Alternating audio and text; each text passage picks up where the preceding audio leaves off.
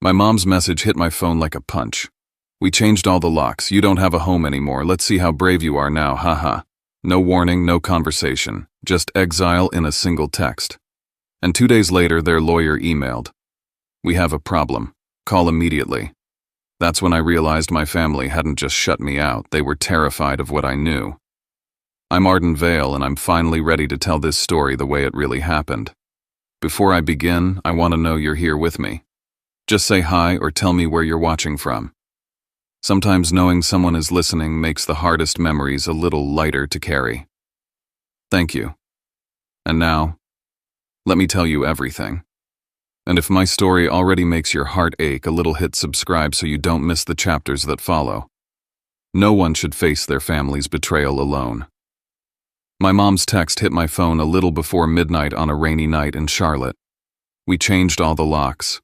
You don't have a home anymore. Let's see how brave you are now, haha. I was sitting at my tiny kitchen table on the 14th floor, half dead from a long day at the data firm, scrolling through a spreadsheet, while a mug of cold coffee sat by my laptop. When the screen lit up with her name, I glanced over, expecting something mundane. Instead, I saw those words. I read them once, twice, 3 times. Changed all the locks. No home. That stupid ha-ha at the end. It felt like someone slammed a door inside my chest. There was no call me, no we need to talk, not even a fake apology. Just exile in a single line. At first I just went hollow. My hand stayed on the mouse, but everything in me dropped like an elevator suddenly in free fall. Then out of nowhere a sound slipped out of me. Not a sob, a laugh. Short at first, then sharper until I was actually laughing alone in my quiet apartment at 11:40 p.m. Staring at proof that my own mother believed she could erase my place in that house with a lock change. And as twisted as it was, that laugh was the clearest thought I'd had in years. Because the truth hit me just as hard as the text did, I'd never truly had a home there. I'd had a structure I held together with my hands and my bank account, a family I worked for, but a place where I was safe just because I belonged. That had always been a story they told, mostly to me. I walked over to the big window and looked down at Charlotte and the rain headlights smearing across the soaked highway. In my mind, I saw Riverbend Drive in Asheville, instead the white fence I'd painted, the porch swing I'd hung, the maple tree I'd mulched. I saw my dad Grant telling anyone who'd listen that a real man fixes his own house, then handing me the tools. I saw my mom Sylvia smiling sweetly at neighbors while saying to me, "Family doesn't keep score," every time I pulled out my wallet. I saw my little sister Lila, the artist, floating through that same house with bracelets on her wrists and never a speck of paint or dust on her hands. For years, I'd told myself we were a good Southern family, that we were solid, that my exhaustion meant I was doing my job as a son. Back at the table, I picked up my phone. I didn't answer. I didn't beg or ask why. Instead, another question rose up. If I supposedly didn't have a home, then what exactly had I been paying for? Why had I been wiring money like a co-owner while being treated like a tenant they could throw out at midnight? On my laptop screen, the cursor blinked in the corner of a financial model I was building for a client. I stared at the rows of numbers and thought, if they've spent my whole life treating me like the fixer, maybe it's time I stop fixing things for them and start fixing the story. Not with a hammer this time. With proof. 2 days later, while I was at work in the open office, keyboards clacking, printer running, espresso machine hissing in the background, my email chimed. A new message popped up from a law firm address out of Asheville. Subject line: "We have a problem. Call immediately." My pulse didn't spike. Instead, a strange calm slid in the kind you feel when the storm you've smelled coming finally rolls overhead. My mom had already decided I didn't have a home. Now their lawyer was admitting they had something to lose. I closed the email instead of calling. For the first time in my life, I wasn't rushing to put out their fire. I was choosing how and when I'd walk into it. Long before that text, my whole identity in the Vale family was built around one simple expectation: if something broke, pipe, bill, budget, roof, I would fix it. I was 12 the first time my dad called me down into the crawl space under Riverbend Drive. It was cold and damp, and I was more scared of spiders than water damage, but he handed me a flashlight and said, "A man in this family knows how to keep his house standing. I crawled under the floor joists while he talked me through tightening a leaking joint. Above us, my mom leaned over the opening and cooed, "You did better than any handyman. Family doesn't keep score, sweetheart. You did it for our home." That line landed in me like a medal. At 12, I thought being the kid under the house meant I'd earned my place inside it. By 16, it wasn't just my hands they depended on, it was my paychecks. I worked after school at a computer repair shop in a parking lot. Every few weeks I'd come home to a pile of unopened envelopes on the kitchen counter and my mom on the verge of tears. "I don't want them to shut off the power," she'd whisper. "This house is all we have." My dad would stand off to the side, jaw tight, not saying the words but letting the silence funnel me toward my wallet. I'd hand over cash or transfer what I could. He'd clap my shoulder. "When I get straight, I'll pay you back. You're the best loan this family ever had," Mom would murmur. Family doesn't keep score like that magically made it fair. In my room, I started writing the amounts down in a cheap spiral notebook, $80 here, $200 there, watching the total creep up. Every time it got too high, guilt and loyalty would wrestle with each other until I tore the page out and threw it away. Good sons, I told myself, didn't do the math. Then one afternoon, I walked into the kitchen after a shift and saw a glossy beach resort brochure spread out on the table, dates circled for July. It was the same week my mom had cried about the light bill. I stared at it a beat too long, felt something ugly twist in my stomach, then swallowed it and grabbed another overtime shift instead of a fight. When I left for community college in Charlotte at 19, nothing really changed. The distance just meant the panic calls came through a cell tower. Late at night, my mom's voice would shake through the speaker. The mortgage was behind again. The bank was sending letters. She couldn't bear the idea of Lila having to move schools. I'd be sitting on my narrow dorm bed with a half-finished assignment open, staring at my balance and figuring out how much of my grocery money I could turn into their temporary help. A few hours later, my dad would text, "You're the pillar of this house, son." The words sounded like a compliment, but pillars don't get to move. They just hold up whatever's built on top of them until they crack. After I graduated and landed the analyst job, the stakes climbed. Now it was bigger things: the roof, the windows, the furnace. "Contractors want an arm and a leg," my dad would say. "You're smart with numbers. Come up this weekend, we'll handle it ourselves. I'll pay you back slowly, you know that." So I'd drive to Asheville, spend my weekends on their roof, in their attic, under their sinks. While I measured and patched and painted, Lila was inside trying on new dresses, taking photos with a bracelet I knew they hadn't bought on a maxed-out card. My mom would look at us and say, "Lila's our artist. You're our numbers. Different gifts, same love."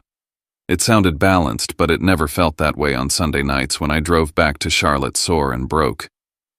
The first real crack in the story came around 23 when I drove my dad to the bank. His car was in the shop, so I sat in the lobby scrolling my phone while he met with a manager. When he stepped away from the desk to use the restroom, a folded account statement slipped from his hand onto the floor. I picked it up to set it back on the chair, and my eyes landed on the balance printed at the top. It wasn't billionaire money, but it was a solid safety net, far from the one paycheck from disaster picture they painted for me. That night, my mom called about another mortgage payment they couldn't cover. I lay on my bed in Charlotte staring at the ceiling, telling myself they must be saving that money for the future, for some emergency bigger than this one.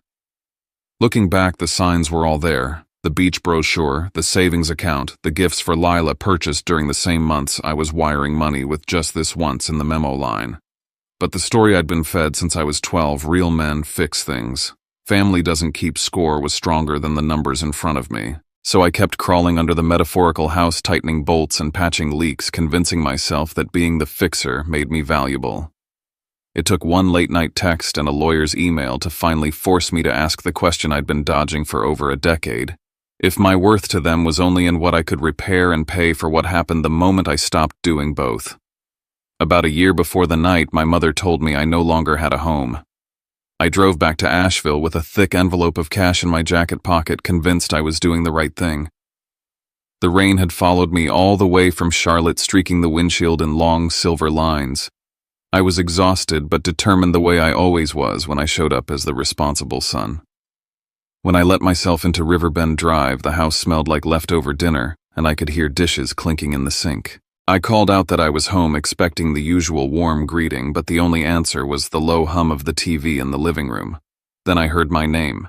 Not warmly, not fondly. Just clinically, like I was a problem to be solved. I froze in the hallway, the envelope still in my hand, and leaned just enough to hear their voices drifting from the kitchen.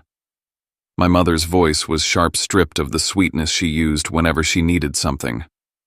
When we sell this house, the paperwork will be under the three of us.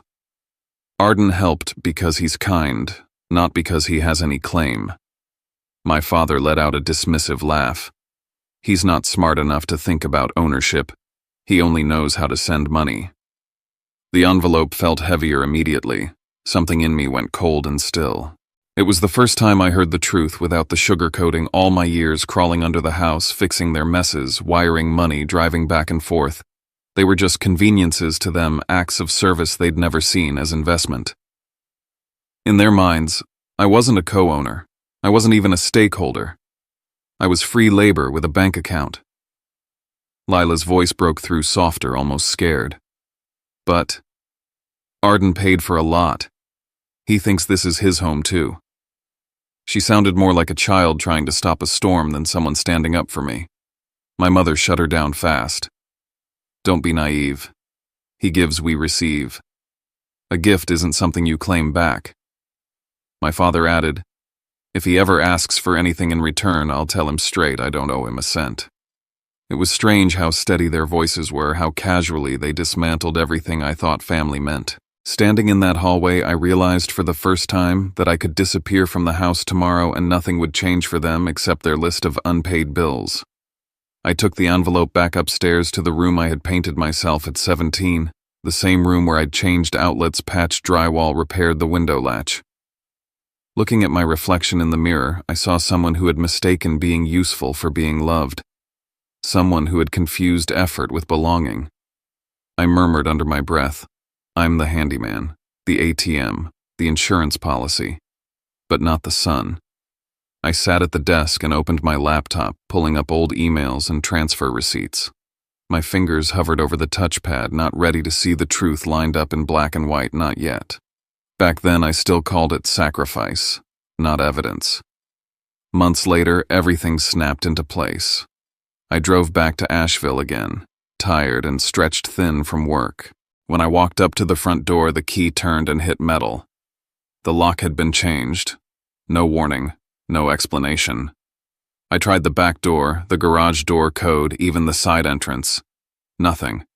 My own home, at least the one I'd been told was mine in spirit, didn't let me in anymore. I called my mother. No answer. I called again. Straight to voicemail. I sat in my truck for a long time before driving back to Charlotte, the road blurry through my wet windshield and something tight squeezing my ribs. I didn't have the words for it then, humiliation, betrayal, grief, but I felt all of it crashing together. That night in my apartment, cold and drained, my phone buzzed. My mother's message lit the screen. We changed all the locks. You don't have a home anymore. Let's see how brave you are now, haha. In Chapter 1, I laughed when I read it. But in the real moment in this version, I'd tucked away until now there was no laugh. Just a stunned silence and the quiet, painful understanding that everything I'd overheard that night in the hallway had not been a moment of anger or confusion. It was a plan, a strategy. They hadn't just locked me out.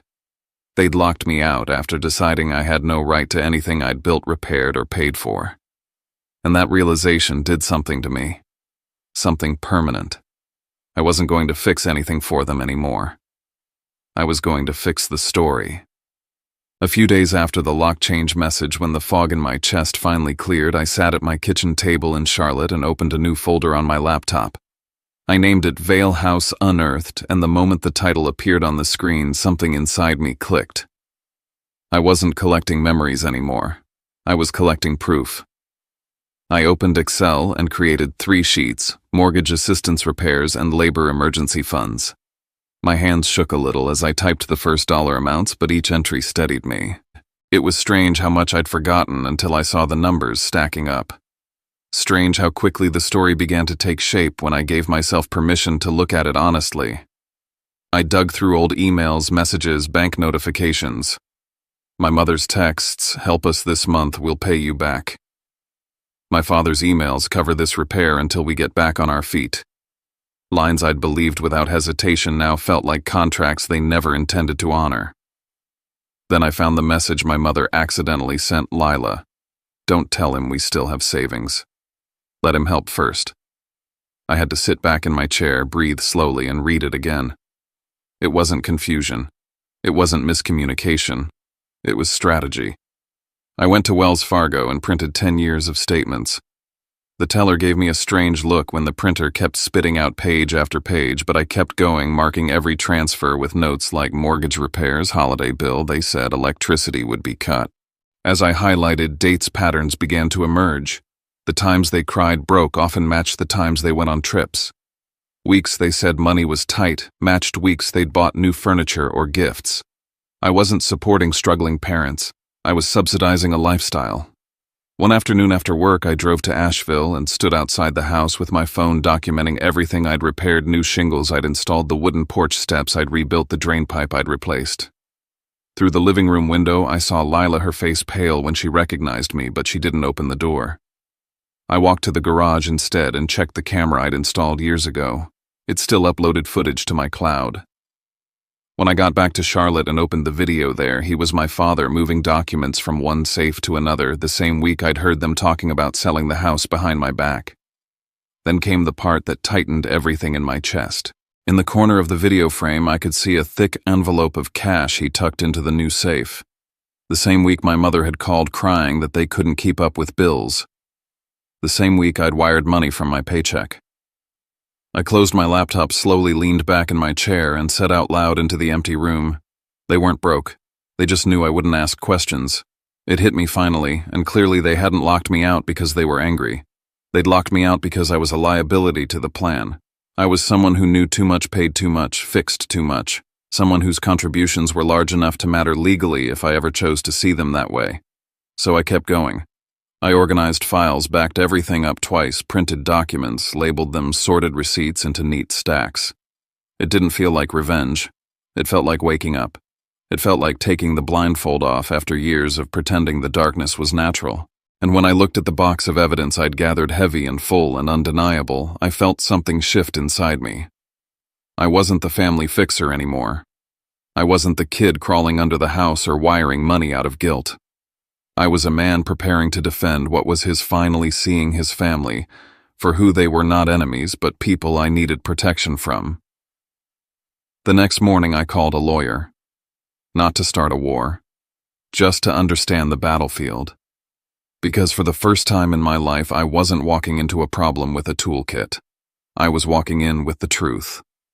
A week after I finished building the box, I called Vale House Unearthed. I carried it into a glass-walled office in South End Charlotte and set it on a sleek white table like I was dropping a body. The name on the door was Hannah Ray. She was mid-40s, dark hair pulled back, no fake softness in her face. When she shook my hand, her grip was firm, her eyes clearer than anyone's I'd seen in a long time. "All right, Arden," she said. "Show me." I told her my story in the first person, the way I'd finally started telling it to myself. No excuses, no. Maybe they didn't mean it that way. I told her about the years of payments, the repairs, the overheard conversation about selling the house without me, the changed locks, the text that told me I no longer had a home. While I talked, she opened folders, scanned printouts, flipped through statements with quick, practiced movements. She didn't look sad for me.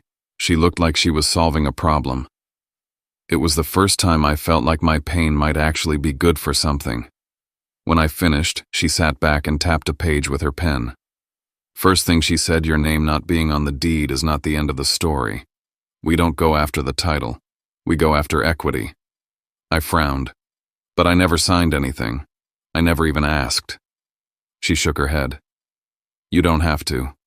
What matters is contribution and intent. You have both. Mortgage assistance documented. Physical labor on the property verifiable. Messages from your parents calling the money loans and saying they'll pay you back. That is not a gift. That is exactly what it sounds like." She pulled out one of my printed screenshots and slid it toward me. It was a text from my mother: "Pay this month for me, I'll give it back next month." Underneath it, a series of transfers from my account to theirs. In legal terms, Hannah said this is not a donation.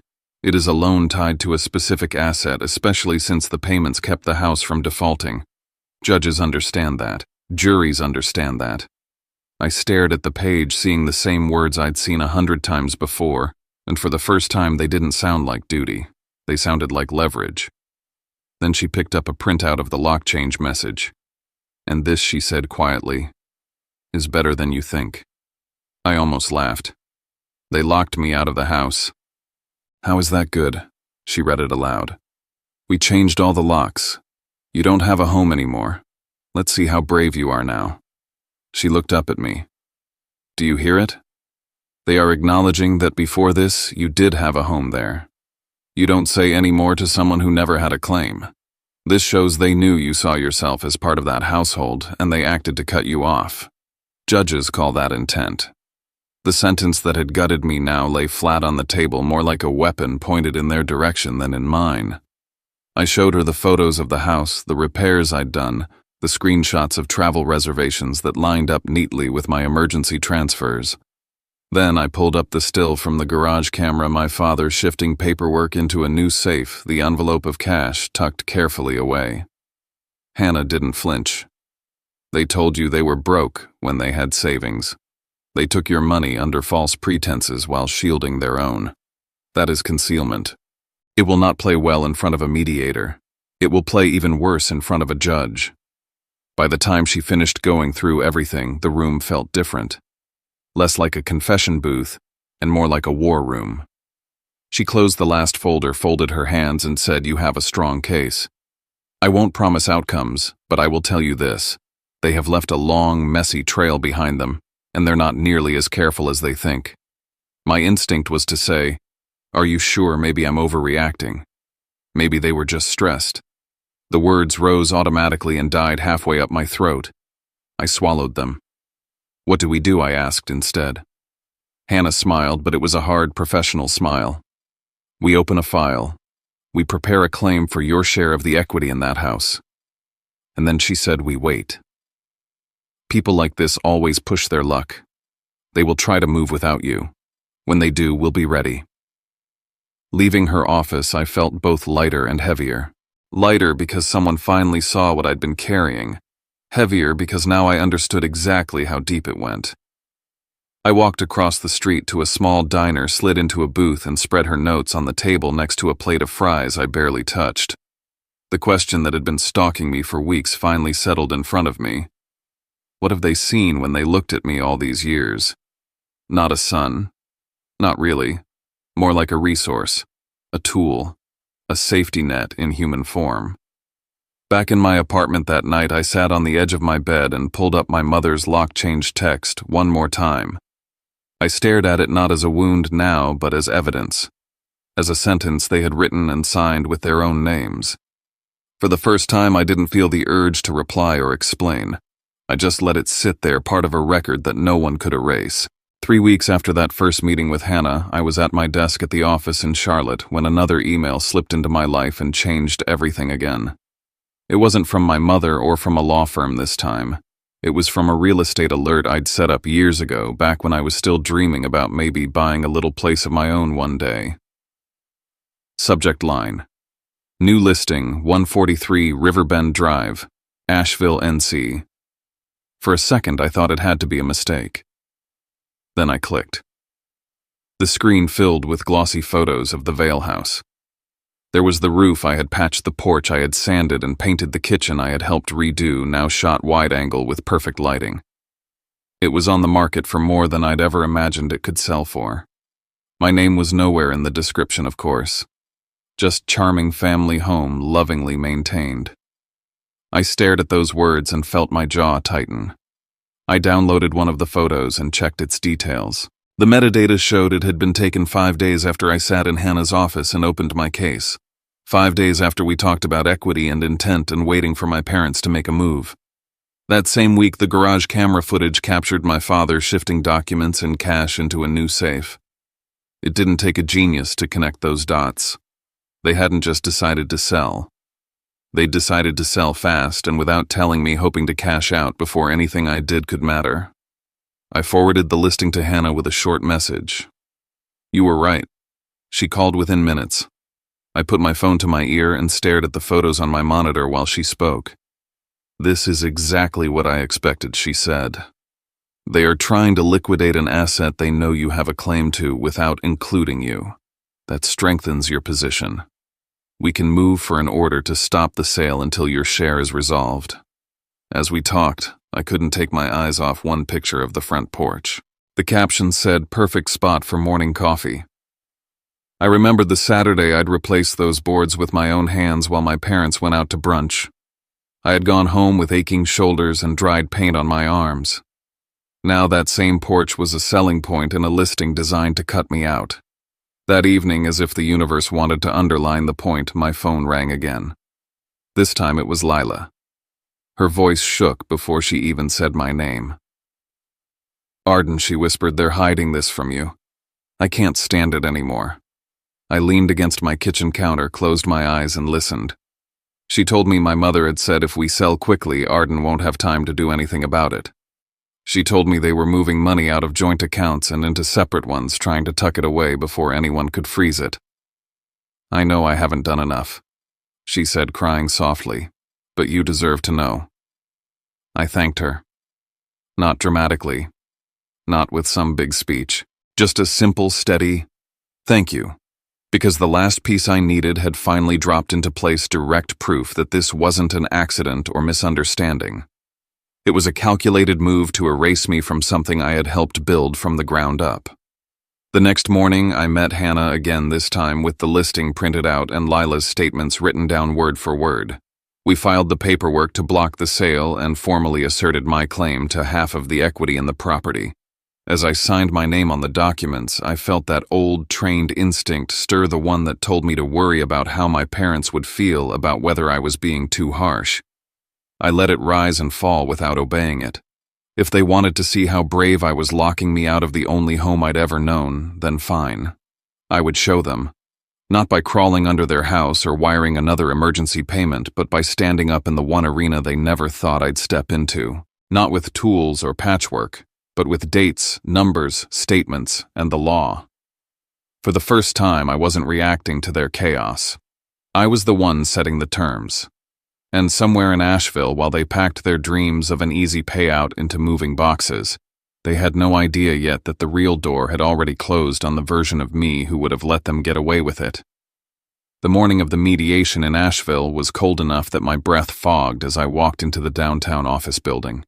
The conference room they put us in was all white walls and sharp edges, a long wooden table, bottles of water lined up like props, fluorescent lights humming overhead. Out the window, a thin layer of mountain fog floated above the city. I walked in carrying the box I'd named Vale House Unearthed and set it down at the center of the table. 15 years of my life reduced to paper and ink. My dad sat with his arms crossed, chin lifted, doing his best impression of a man who hadn't done anything wrong. My mom wore her softest cardigan and her Sunday smile, the one she used to bring casseroles to neighbors. Lila sat at the edge of her chair, fingers twisted in the strap of her purse, eyes darting between us.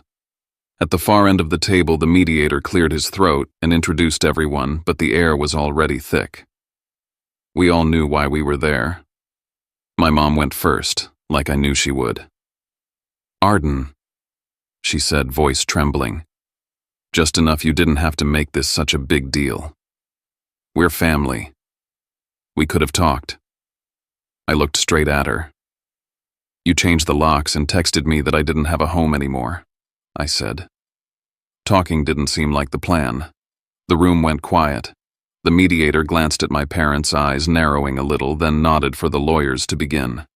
Hannah opened the box and started to lay my life out on the table. "These are the mortgage payments Mr. Vale made over 14 years, she said, sliding stacks of statements forward. "These are invoices for repairs he paid for and work he performed himself. And these," she added, placing a row of printed screenshots between us, "are messages in which his parents refer to those payments as loans they would repay." My dad slapped his palm on the table. "He helped his family," he snapped. "He doesn't get to come back now and demand a cut. Hannah didn't even flinch. She tapped one screenshot with her pen. In this message, she said you wrote, "Cover this month for us, I'll pay you back as soon as I can." That is not how people describe gifts. That is how people describe debts. Then she brought out the video still from the garage camera. My father on the screen moving papers and a thick envelope of cash from one safe to another. Here we see Mr. Grant Vale transferring cash and documents into a new safe, she explained. On this date, Ms. Sylvia called Arden saying they had no money and needed him to pay the electric bill so the lights wouldn't be shut off. My mother's hand flew to her chest. That was for our future, she said. You're twisting it. Hannah calmly slid a printed calendar across the table, dates circled, bank withdrawals highlighted. The withdrawals for vacations and large purchases line up with his transfers almost exactly, she said. That is not confusion. That is pattern. Next came the listing. She put a glossy photo of Riverbend Drive in front of the mediator along with the metadata and the broker paperwork. They moved to sell the property without notifying Mr. Vale, she said, despite his long history of payments and their awareness of his claim. This is a violation of his interest in the equity. The mediator frowned. That is a serious concern, he said. My dad leaned toward my mom and muttered, I told you we shouldn't have done the photos so early. His voice carried farther than he thought. Then out of nowhere, Lila spoke up. Mom told me, she said quietly, that if they sold fast, you wouldn't have time to stop it. Her eyes filled, but she kept going. She said once the money was in their accounts, it would be too late. The silence that followed had a weight of its own. Whatever story my parents had been trying to tell about this all being a misunderstanding collapsed right there. I hadn't said much until then. I'd just listened, watched the evidence I'd collected land between us like small controlled explosions. Finally, I turned to my parents. I'm not doing this because I want to bleed you dry, I said, voice steady. I'm doing this because you taught me my whole life not to let anyone treat me unfairly. I believed that rule applied to everyone but you. I was wrong. Hannah summarized our demand. We are requesting 50% of the equity in the Riverbend Drive property, or the cash equivalent based on current market value, she said. The mediator flipped through the documents again, slower this time. Given what I've seen, he said that request is reasonable. Across the table, my parents' attorney let out a long breath and leaned toward them. His voice dropped, but not enough. We have a problem, he said. In that moment, I remembered the subject line of the very first email from their lawyer after they changed the locks. Same words, same meaning. Except now the problem wasn't me refusing to stay in my place. The problem was that I finally knew I'd had one all along. Walking out of that room, I didn't feel like the kid who used to patch drywall and hope for a thank you. I felt like a man who had laid out the facts and asked for what he was owed. Whatever happened next, I knew one thing: I was done begging for a seat at that table. 6 weeks later, on another quiet morning in Charlotte, I opened an envelope from the court and read the words that ended one life and began another. The order was short and dry. I was awarded 50% of the equity in the Riverbend Drive house. No dramatic language, no judgment on character, just numbers on paper. But as I held it, my hands didn't shake. For the first time, the years of work I'd poured into that place existed somewhere other than my memory. They were recognized, recorded, real. The house sold for more than anyone expected. After the legal fees and taxes and the split the court imposed, my parents walked away with a lot less than they'd planned.